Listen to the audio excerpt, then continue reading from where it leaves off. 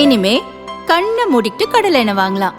ஏன்னா மந்த்ரா கடலை எண்ணெய் இதயத்தின் தயாரிப்பு. பாஜக இரண்டாவது முறையாக ஆட்சிக்கு வந்தவுடன் ஜம்மு காஷ்மீருக்கு சிறப்பு அந்தஸ்து வழங்கிய 370வது சட்டப்பிரிவை ரத்து செய்தது. ஜம்மு காஷ்மீர், லடாக் என 2 யூனியன் பிரதேசங்கள் அறிவிக்கப்பட்டன. ஆண்டாண்டு காலமாக அங்கு ஆதிக்கம் செலுத்தி வந்த பயங்கரவாத குழுக்களை அரசு இரும்பு கரம் கொண்டு அடக்கியது. சிறப்பு அந்தஸ்து நீக்கத்திற்கு பின் ஜம்மு காஷ்மீரில் முதல் தேர்தல் நடைபெற உள்ளது. 370 சட்டப்பிரிவு ரத்து செய்ததால் ஒற்றுமையும் ஸ்திரத்தன்மையும் ஏற்பட்டு இருப்பதாக தேர்தல் பிரச்சாரம் செய்ய பாரதிய ஜனதா திட்டமிட்டுள்ளது.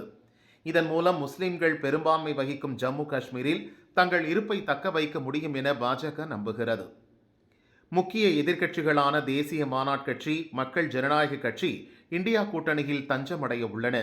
பாஜகவை எதிர்க்க அவர்களுக்கு வேறு வழியும் இல்லை.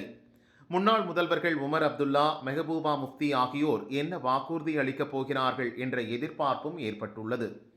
அமைதி, வளர்ச்சி, வேலைவாய்ப்பு மற்றும் நில உரிமை, கலாச்சார அடையாளம், சிறப்பு அந்தஸ்து திருப்பி அளிப்பது ஆகிய இருமுனை கருத்து நிலைப்பாடுகளுக்கு மத்தியில் ஜம்மு காஷ்மீர் மக்கள் நிற்கின்றனர். அவர்களின் எண்ண ஓட்டம் தேர்தலில் வெளிப்படும்.